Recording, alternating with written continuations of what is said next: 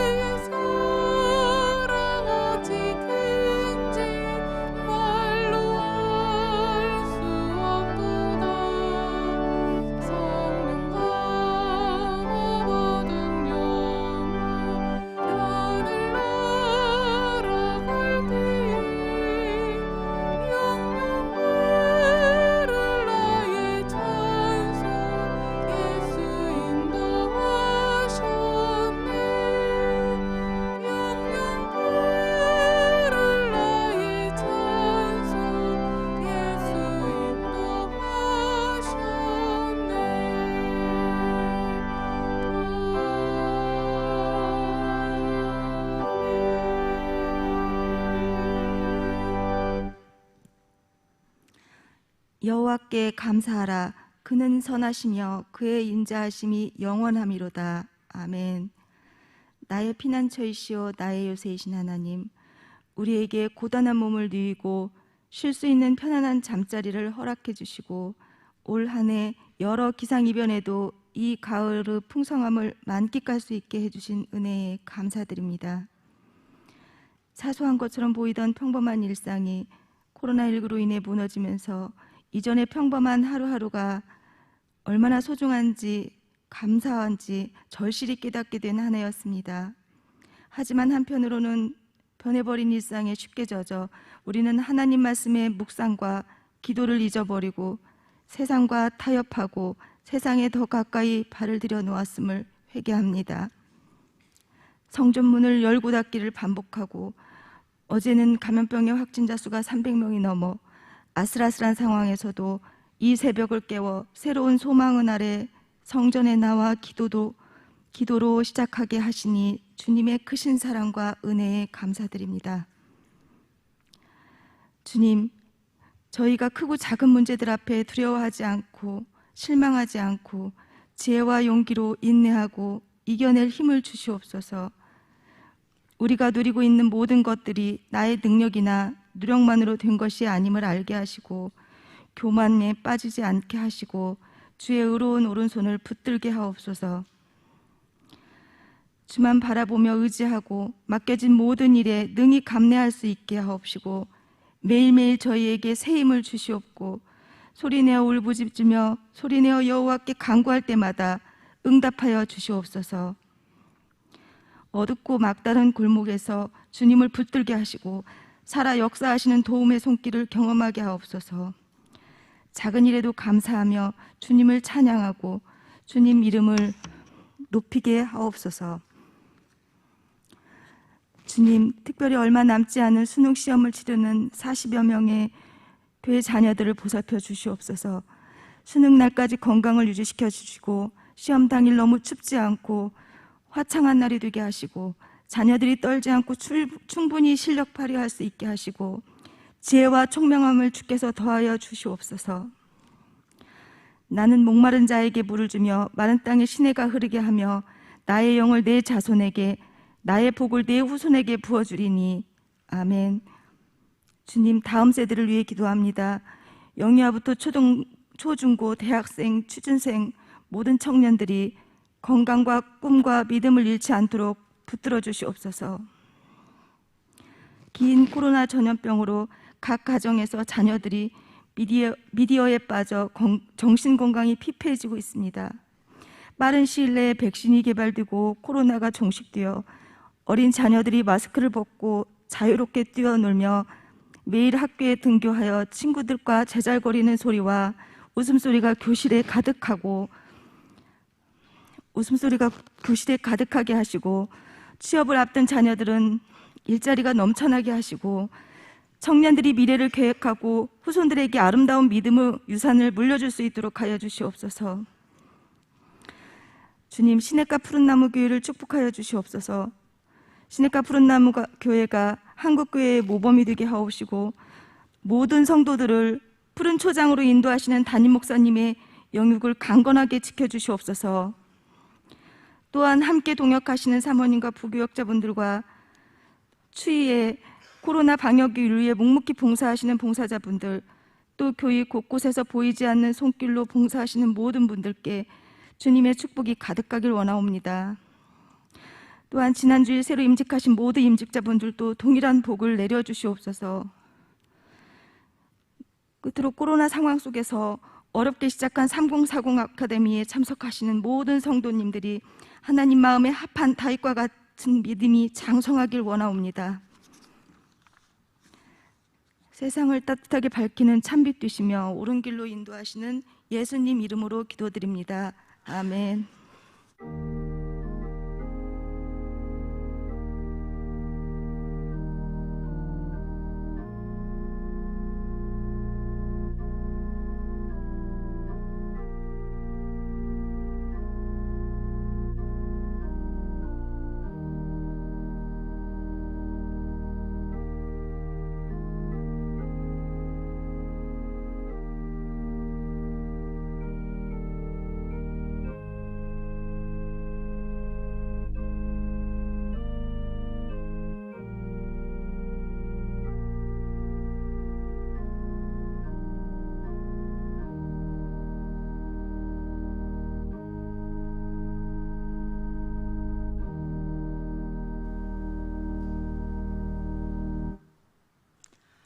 오늘 우리에게 주신 말씀은 사무엘하 9장 1절부터 13절 말씀입니다. 찾으신 후 저와 여러분이 한 절씩 교독하신 후 마지막 절은 다 함께 합독하시겠습니다. 제가 가진 성경으로는 구약성경 475쪽입니다.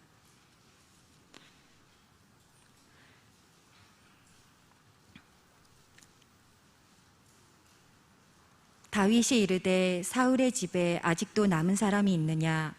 내가 요나단으로 말미암아 그 사람에게 은총을 베풀리라 하니라. 사울의 집에는 종 한 사람이 있으니 그의 이름은 시바라. 그를 다윗의 앞으로 부르매 왕이 그에게 말하되 내가 시바냐 하니 이르되 당신의 종이니이다 하니라. 왕이 이르되 사울의 집에 아직도 남은 사람이 없느냐? 내가 그 사람에게 하나님의 은총을 베풀고자 하노라 하니 시바가 왕께 아뢰되 요나단의 아들 하나가 있는데 다리 저는 자니이다 하니라. 왕이 그에게 말하되 그가 어디 있느냐 하니 시바가 왕께 아뢰되 로드발 암미엘의 아들 마길의 집에 있나이다 하니라. 다윗 왕이 사람을 보내어 로드발 암미엘의 아들 마길의 집에서 그를 데려오니 사울의 손자 요나단의 아들 무비보셋이 다윗에게 나와 그 앞에 엎드려 절하매 다윗이 이르되 무비보셋이여 하니 그가 이르기를 보소서 당신의 종이니이다. 다윗이 그에게 이르되 무서워하지 말라. 내가 반드시 내 아버지 요나단으로 말미암아 내게 은총을 베풀리라. 내가 내 할아버지 사울의 모든 밭을 다 내게 도로 주겠고 또 너는 항상 내 상에서 떡을 먹을지니라 하니 그가 절하여 이르되 이 종이 무엇이기에 왕께서 죽은 개 같은 나를 돌아보시나이까 하니라.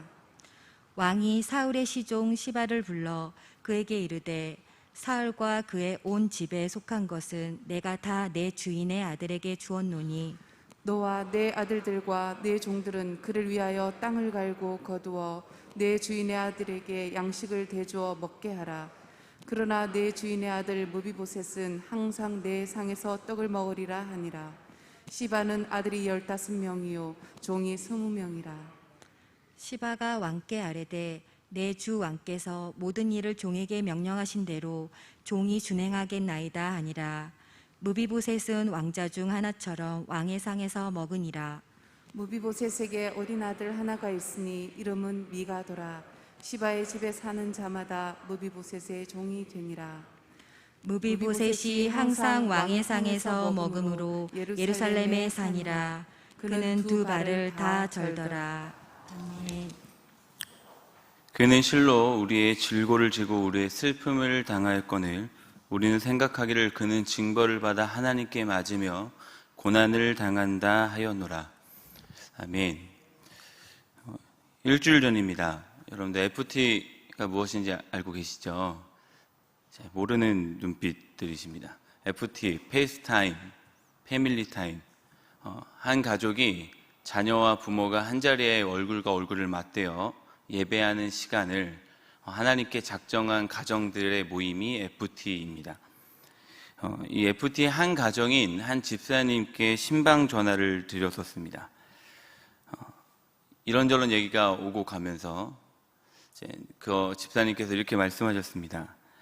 자녀들이 사춘기로 인해 말을 잘 듣지 않는다. 예배드리자 해도 방으로 들어가 버린다. 한자리에 모이기가 참 쉽지 않다. 예배드리는 거 참 쉽지 않습니다. 라는 얘기를 그 집사님께서 하셨습니다. 하지만 그분께서 이렇게 말씀하셨습니다. 2년째 꾸준히 노력을 했더니 습관이 생겨서 자녀들도 당연하게 예배하는 줄 알고 자리에 앉게 되었다. 라는 이야기를 하셨습니다. 유년부 학부모님이셨던 터라 저하고는 어느 정도의 친밀감이 좀 있었습니다. 그 집사님께서 저에게 말씀하신 그 한마디가 제 마음으로 들렸습니다. 참 힘들었습니다. 이 한마디에 제 마음이 울렸습니다. 참 힘들었습니다. 좀 이해가 되는 거예요. 코로나19 상황으로 성전에 나오지도 못하고 그리고 거리가 좀 멀기에 성전을 아무리 사모해도 성전의 문지방 주차장마저 오는 것도 힘든 가정이었습니다. 경제적으로도 어려웠을 것이고 자녀의 관계도 사실 쉽지 않았을 것이고 가족과의 관계, 친인척의 관계도 쉽지 않았을 것입니다. 한마디로 참 힘들었습니다. 그 말 한마디 속에 들어있는 삶의 무게가 저의 마음에 전해지게 되었습니다.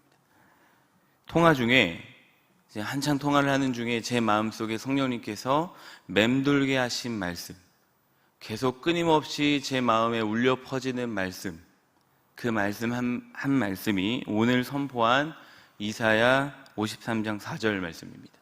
그는 실로 우리의 질고를 지고 우리의 슬픔을 당하였거늘 우리는 생각하기를 그는 징벌을 받아 하나님께 맞으며 고난을 당한다 하였노라. 여기서 여러분들 질고라는 표현과 슬픔이라는 이 원어의 뜻을 보면 근심, 질병, 고통, 괴로움, 비탄이라는 뜻이 있습니다. 여러분들 연령을 망라해서 근심이 없는 사람이 있습니까? 질병이 없는 사람이 있겠습니까? 고통과 괴로움과 비탄에 빠져보지 않는 사람이 어디 있겠습니까? 그 누구에게나 이 영역은 찾아오게 되어 있습니다. 중요한 것은 어떻게 이것을 해결하느냐라는 겁니다. 끊임없이 찾아오는 근심과 질병과 고통과 괴로움과 비탄과 고통 속에 빠져 있을 때 우리는 이것을 어떻게 해결하느냐라는 것입니다. 다시 이사야 53장 4절 말씀을 풀어서 보면 이렇게 말할 수 있습니다. 그는 누구입니까? 예수님입니다. 사실 여기서부터 우리는 위로와 치유는 여기 있습니다. 그는, 예수님은 우리의, 여러분 모든 이의 질고 근심과 질병을 지고 우리의 모든 이의 슬픔, 고통과 괴로움과 비탄을 당하였거늘 우리의 힘으로 해결할 수 없으니까 나의 이 문제보다 크신 분이 우리의 이 문제를 대신 가져가 주셔야만 근본적인 문제 해결이 일어나기 때문입니다. 여러분, 그 대신 지시는 분이 온 우주를 창조하신 만왕의 왕이신 예수님이십니다. 여러분, 이것이 복음이지 않겠습니까? 여러분이 가지고 있는 근심과 질병과 괴로움과 고통과 비탄 속에 빠져있는 모든 문제들을 예수님께서 어깨에 짊어지고 대신 지시고 십자가에서 죽으셨습니다. 여러분, 이것이 우리의 위로이자 치유의 시작입니다. 여러분, 이것을 믿으셔야 합니다. 우리의 모든 것을 지신 이가 예수님이십니다. 사람들하고도 우리 여러분들 경험하셨지 않습니까? 친한 사람과 벗과 커피 이디야에 갔습니다. 막 얘기하다가 나 오늘 사실 어제 이 어려움을 겪었는데 마음의 근심과 고통과 비탄에 빠지게 됐다.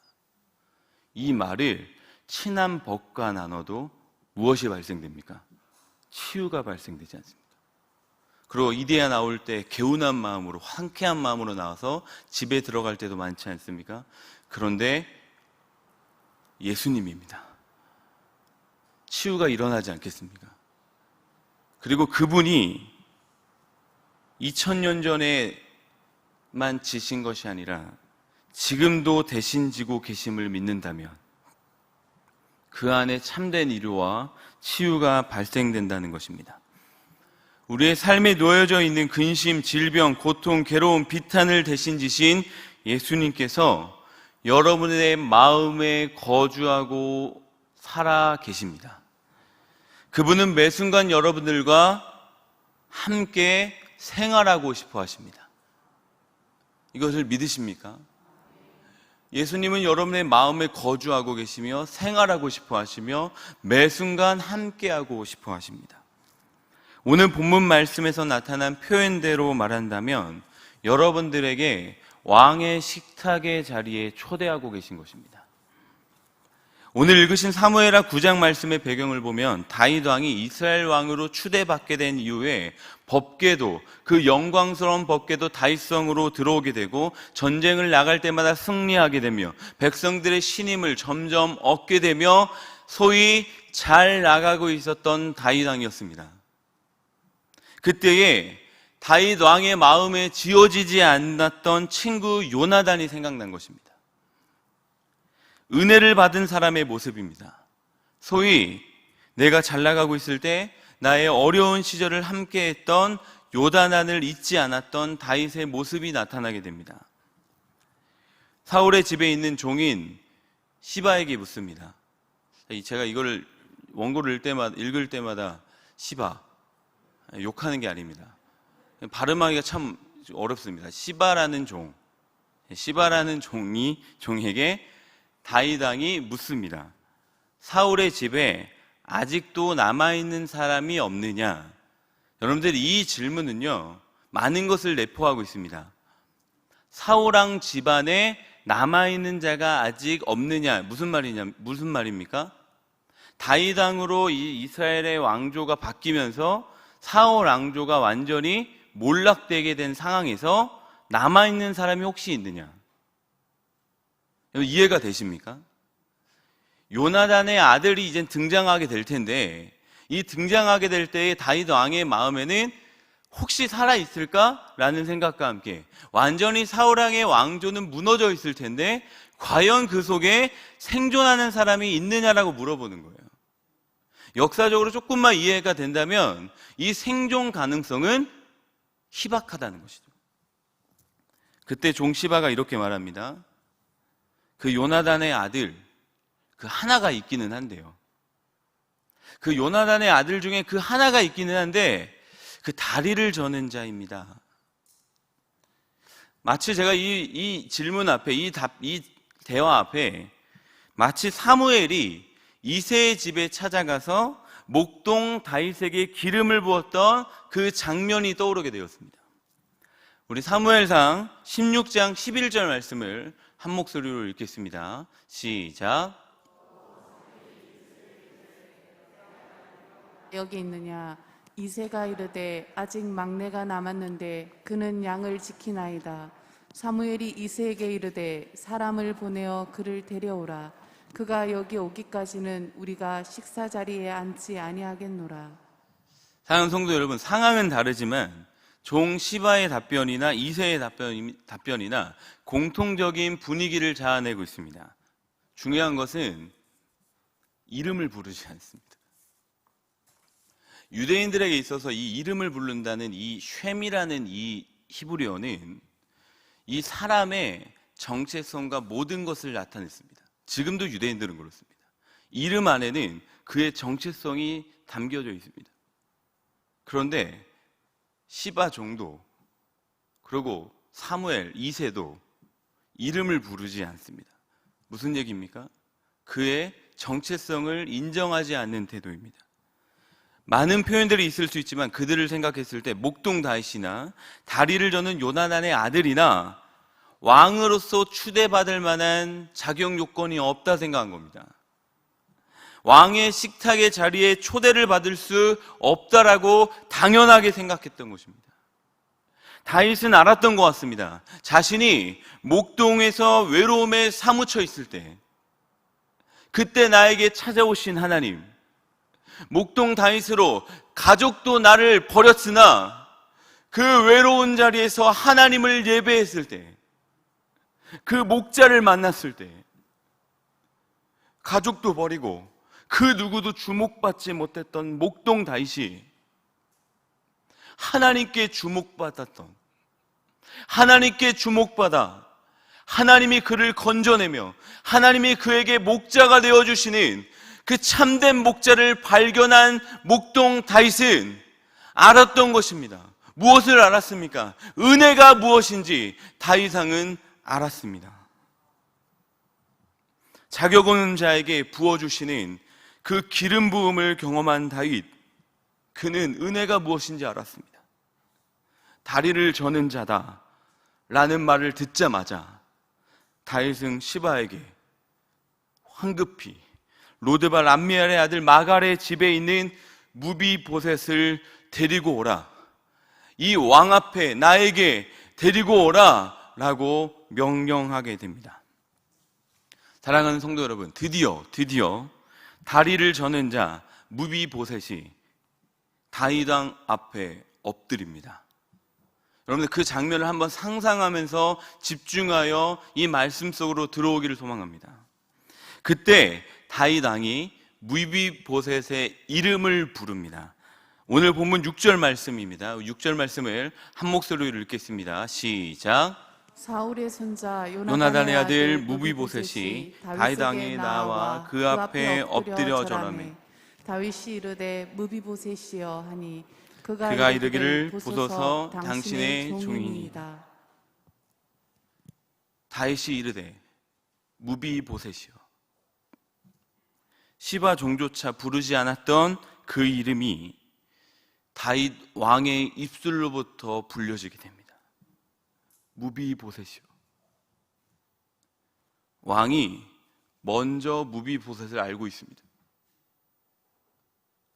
무비보셋의 이름을 먼저 불러줬을 때 다리를 저는 무비보셋 안에는 드디어 치유와 은혜의 시작, 그리고 자신이 누군지 자신의 정체성을 확인하고 있었을 것입니다.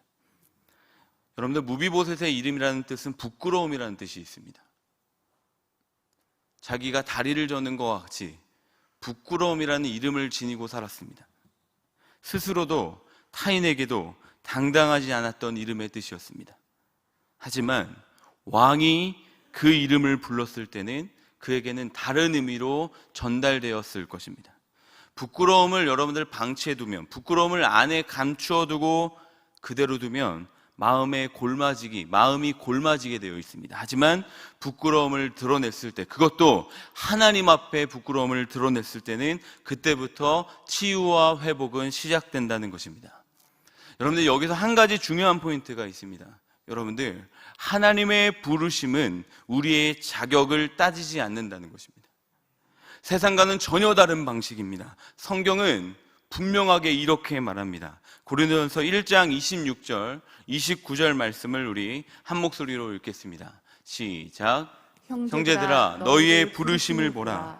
육체를 따라 지혜로운 자가 많지 아니하며 능한 자가 많지 아니하며 문벌 좋은 자가 많지 아니하도다.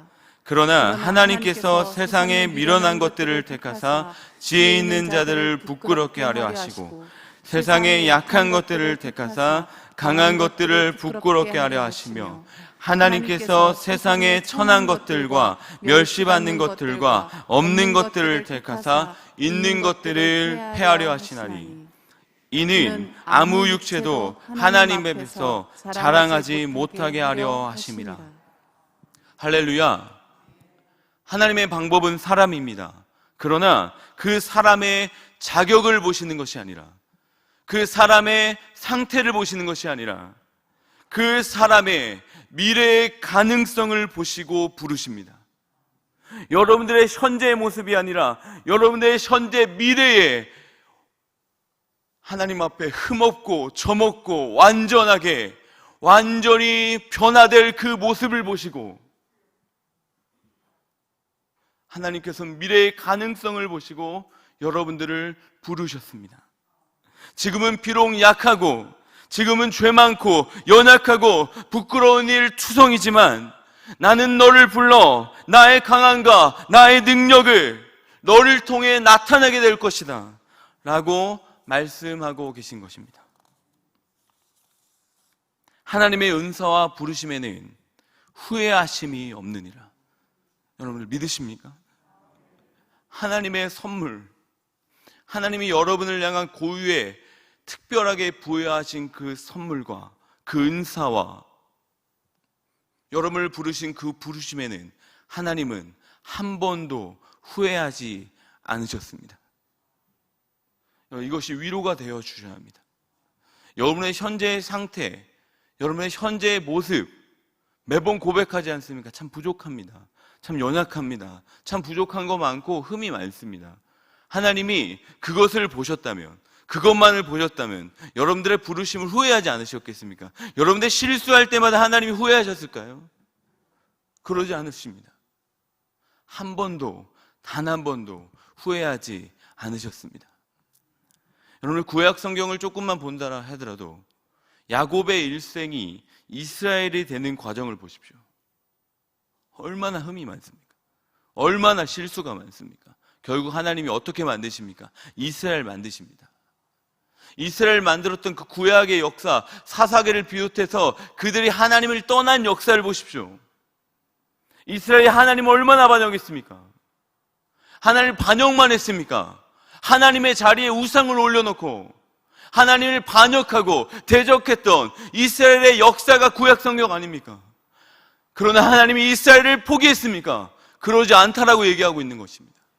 하나님의 이스라엘을 선택한 부르심은 지금도 여전히 유효하며 끝까지 붙들고 계신 하나님의 손이 역사 가운데 드러나고 있지 않습니까? 그 하나님의 손이 여전하기에 이스라엘이 이스라엘 될 수 있는 것입니다. 여러분들, 여러분들이 여러분 될 수 있는 것은 하나님이 여러분을 부르시고 후회하지 않기 때문입니다. 그것을 믿으셔야 합니다. 그 손이 여전히 여러분의 매 순간 삶 속에 여전히 여러분의 하나님의 손이 여러분의 삶을 붙들고 계십니다. 은혜를 아는 다윗, 그는 오늘 본문 말씀에서 3번이나 이렇게 강조합니다.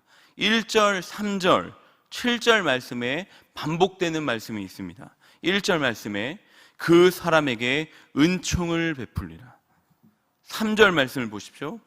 하나님의 은총을 베풀고자 하노라. 7절 말씀입니다.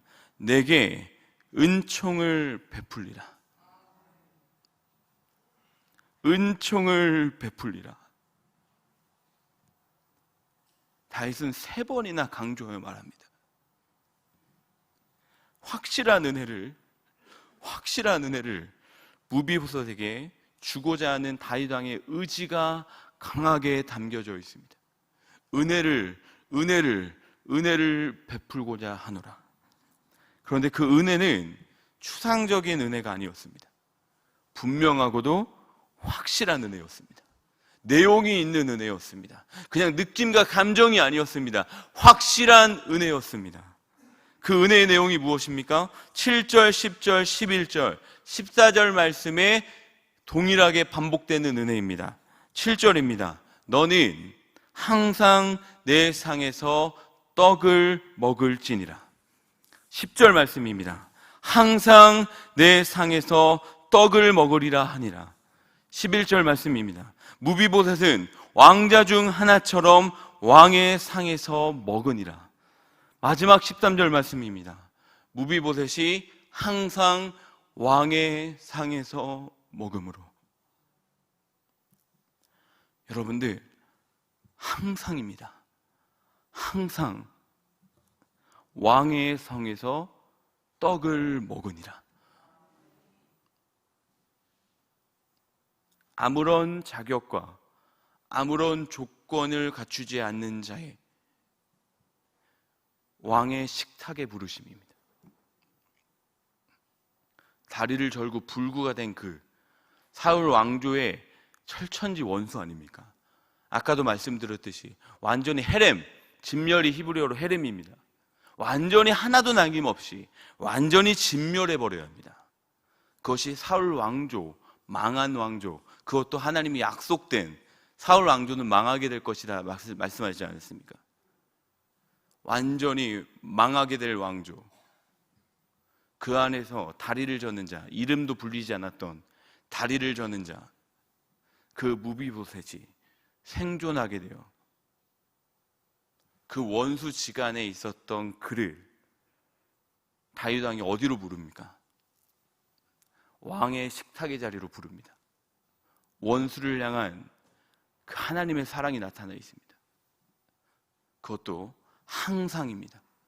항상 그 식탁에, 왕의 식탁의 자리에서 왕자처럼 먹으리라. 다 진멸하여 흔적조차 남기지 않아도 당연할 것 같은 그에게 왕의 식탁의 자리에서 항상 왕과 마주보며 식탁 교제를 하게 되는 그 은혜는 여러분 어떻게 설명이 되겠습니까? 여러분 설명이 되겠습니까? 사랑하는 성도 여러분, 이것이 바로 우리가 믿는 복음입니다. 저는 이것을 선포하고자 이 자리에 섰습니다. 이것이 우리가 믿는 복음이며 우리가 믿는 은혜입니다. 여러분들이 더 잘 나가서, 여러분들이 더 부끄러움들이 모습이 없어져서 그래서 사랑하시는 것이 아닙니다. 그냥 여러분들의 존재 자체로 받아들였습니다.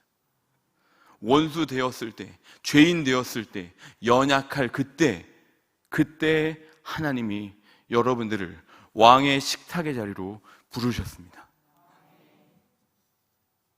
내가 짊어지고 평생 눌리며 살아가야 하는 죄악의 구렁텅이에서 우리를 건져내기 위해 그 십자가상에서 그 왕이 처절하게 못 박혀 피 흘리셔서 여러분들을 건져내셨습니다. 왕의 자리로 초대하기 위해, 왕의 식탁의 자리로 여러분들이 항상 있게 하기 위해 만왕의 왕의 부르심이 여러분들에게도 찾아오지 않았습니까? 왕의 부르심이 여러분들에게도 들렸지 않았습니까? 무비보셋이요, 다윗 왕이 이렇게 이름을 불렀던 것처럼 하나님이 왕께서, 만왕의 왕께서, 창조주께서 여러분들의 이름을 불러주셨을 때 여러분 어떠셨습니까? 이 왕의 부르심 앞에 죄인인 우리는 어떤 자세와 태도를 보여야겠습니까? 오늘 본문 8절 말씀입니다. 왕의 부르심 앞에 우리가 취해야 할 자세입니다.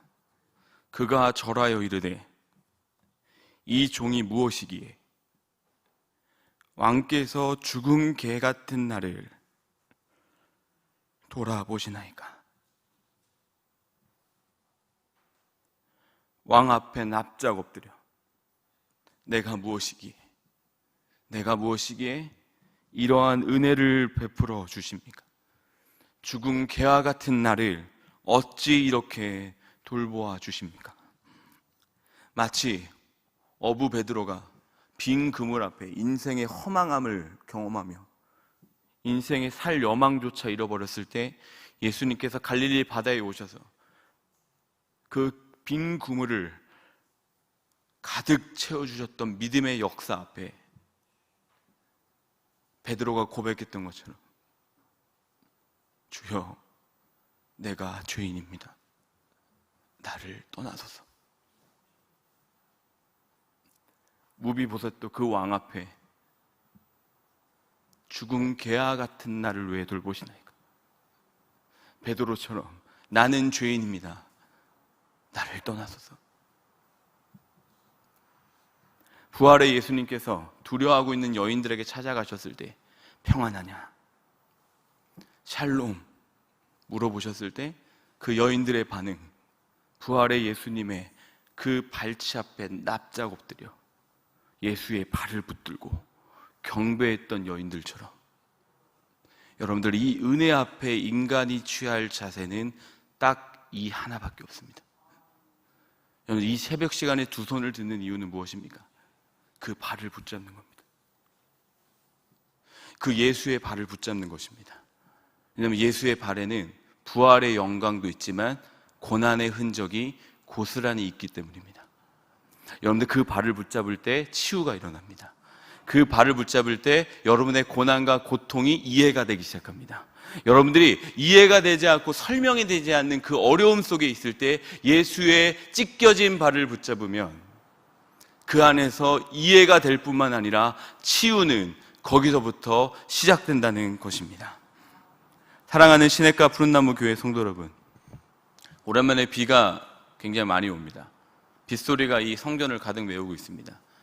육체적으로는 지치고 좀 치심되고 좀 마음이 다운될 수 있습니다. 하지만 여러분들, 이 빗소리가 은혜의 소낙비가 되기를 소망합니다. 오늘 이 자리가 예수님의 발목을 붙잡는 시간 되기를 소망합니다. 여러분들, 오늘 설교 제목을 그래서 제가 이렇게 정해봤습니다. 나는 무비보셋입니다. 나는 죄인입니다. 여러분들 동의하시고 아멘이십니까? 설교를 마무리하면서 2013년 성결대학원에 입학하기 전, 제가 대학원을 가기 전에 겨울이었습니다. 저는 당연하게 제 안에 복음이 정립되어 있는 줄 알았습니다. 그리고 성경을 조금은 알고 있는 줄 알았습니다. 왜냐하면 자라온 환경이 그런 환경이었기 때문에 성경 지식이 조금은 있는 줄 알았습니다. 복음도 제 안에 살아있는 줄 알았습니다.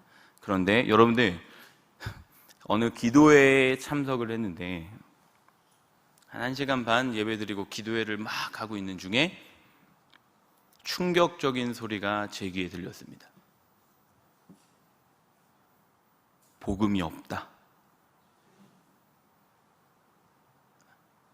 정확하게 저의 그 중심부에, 마음의 중심부에 성령님께서 분명하게 말씀하셨습니다. 주찬아, 너 복음이 없다. 저는 이 음성 앞에 기도회가 끝나고 정신이 혼미했습니다. 내 안에 복음이 없다니. 어떡하나 이거? 그래서 친구들한테 물어봤습니다. 나 복음이 없는데 어떻게 해야 하냐? 나 대학원 지금 들어가기 전인데 복음이 없대. 그럼 대학원 다시 생각해야 하나? 목회자? 목사? 다시 생각해야 하나? 복음이 없다면 어떻게 목사가 되나? 충격에 휩싸였습니다. 근데 그때 복음이 없다라는 이 한마디 성령의 음성 앞에 다시 한번 각성이 되기 시작했습니다. 그래서 복음이라는 제목이 붙여져 있는 책은 죄다 사서 보기 시작했습니다. 돈만 있으면 책만 샀습니다. 돈만 있으면 복음 강의를 들어 내 돈 주고 찾아갔습니다. 그게 먼 길이어도 갔습니다. 왜? 복음이 없다고 하니까. 내 안에 복음이 없다는데 어떻게 가만히 있습니까? 그때 당시에 제가 첫 번째 이 책을 가져온 이유가 있습니다. 제가 복음이 없다는 얘기를 듣고 서점에 갔을 때 첫 번째로 제가 제 돈 주고 샀던 이 복음이라는 폴 러셔 목사님의 책을 제가 처음으로 접하게 된 책입니다. 2013년, 딱 2013년입니다. 이 복음이라는 이 글귀가 서점에 들어갔는데 눈에 확 들어오는, 이 책부터 시작됐습니다. 복음에 대해서 너무 알고 싶고 깨닫고 싶고 전하고 싶고, 그 마음에 복음이라는 책을 죄다 사서 연구하기 시작했습니다. 사랑하는 성도 여러분, 지금도 저는 복음에 목말라 있습니다. 저는 지금 복음을 다 안다라고 말하고 싶지 않습니다. 저는 지금도 복음을 알아야 할 사람입니다. 지금도 저는 복음을 들어야 합니다. 이것은 비단 저만의 문제가 아니라 여러분들 안에 있는 문제입니다. 왜 복음을 알고 있는 로마 교회에게 로마서를 썼을까요? 왜요? 들어야 하니까요. 복음을 아는 사람이 복음을 더 들어야 하니까요. 그러니까 로마서를 쓴 거 아닙니까? 그러니까 매너리즘에 빠질 수 없는 겁니다. 여러분들은 복음이 필요한 분들입니다. 나는 죄인입니다.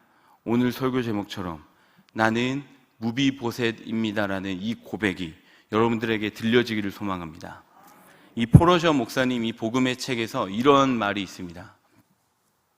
인간이 더 어둡게 보일수록 복음의 빛은 더 밝게 빛난다. 여러분들이 어두울수록, 여러분들이 칠흑 같은 어둠 속에 있을수록 복음의 빛은 더 밝게 빛나게 될 것입니다. 마지막으로 요한계시록 3장 20절 말씀입니다. 왕으로부터, 그 식탁으로부터 초대가 여러분들에게 오늘 이 음성으로 예수님이 직접 말씀하고 계십니다. 우리 함께 선포하며 읽겠습니다. 시작. 볼지어다 내가 문 밖에 서서 두드리노니 누구든지 내 음성을 듣고 문을 열면 내가 그에게로 들어가 그와 더불어 먹고 그는 나와 더불어 먹으리라. 할렐루야. 우리 함께 기도하며 나아가겠습니다. 다윗 왕이 무비보셋이여 부르며 이 다리 저는 자, 정체성도 잃어버린 자, 아무것도 미물과 같은 완전히 없어져도 누구도 찾지 않는 그에게 찾아가사 무비보셋이여 부르며 왕의 식탁의 자리로 부르신 그 왕의 부르심이 있습니다. 오늘날에도 동일하게 여러분들에게 그 왕의 부르심이 있습니다. 식탁으로부터의 교제입니다. 이제는 더 나아가 왕께서 여러분들의 망가져버린 마음 속으로 직접 들어오기를 원하십니다. 여러분의 마음 속을 비집고 들어가 여러분과 항상 먹고 마시며 더불어 항상 거주하기를 원하시자 여러분의 마음을 노크하고 계십니다. 여러분들 이 마음의 노크가 들려질 때 그냥 뿌리치지 마십시오. 기도의 자리에서 그 발목을 붙잡으십시오. 여러분들 기도의 자리에서 그 예수의 발목, 고난의 발목을 붙잡으십시오. 그 발목을 붙잡을 때 하나님의 은혜가 비로소 여러분의 삶자리에 그대로 임하게 될 줄 믿습니다. 나는 무비보셋입니다. 나는 죄인입니다. 나는 영적으로 다리를 저는 자입니다. 주님 없으면 내 발걸음은 없습니다. 주님 없으면 한 걸음도 뛸 수 없습니다. 복음 없으면 살 수 없습니다. 은혜 없으면 살 수 없습니다. 이 고백이 저와 여러분들의 고백이 되기를 원합니다. 이제 우리 두 손 들겠습니다. 예수의 발목을 붙잡으십시오. 고난의 예수의 발목을 붙잡고 반드시 처절하게 몸부림치는 시간 되기를 간절히 소망합니다. 우리 주여 세 번 부르고 간절한 마음으로 말씀을 기억하며 기도합니다. 주여!